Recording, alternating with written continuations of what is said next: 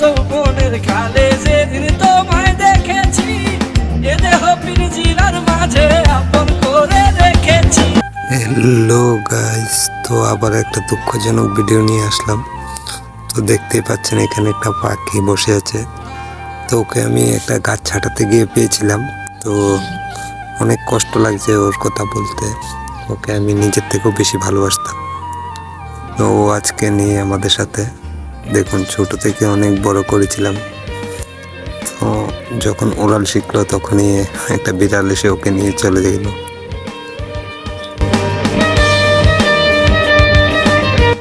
ও আমাদের সবার অনেক প্রিয় ছিল। তো আমার সাথে খেলা করতো, আমার বউর সাথেও খেলা করতো, ছেলের সাথেও খেলা করতো। অনেক কষ্ট ওকে নিয়ে গেল, তো অনেক কষ্ট হলো। কি আর বলবো কথা, যে সময় ডাক দিতাম চলে আসতো ওরাল দিয়ে। পোষা পাখি রে, ছোট থেকে পেলে অনেক বড় করেছিলাম। দেখুন অনেক ছোট ছিল যখন ও বাচ্চা ছিল, ওকে নিজের হাতে খাইয়ে খাইয়ে বড় করেছিলাম। ও বড় হওয়ার পর একটা বিড়াল এসে ওকে নিয়ে চলে গেল। তো এখন কি করব বলুন? কষ্টের কথা কাকে আর বলবো বলুন? কষ্ট তো হবেই।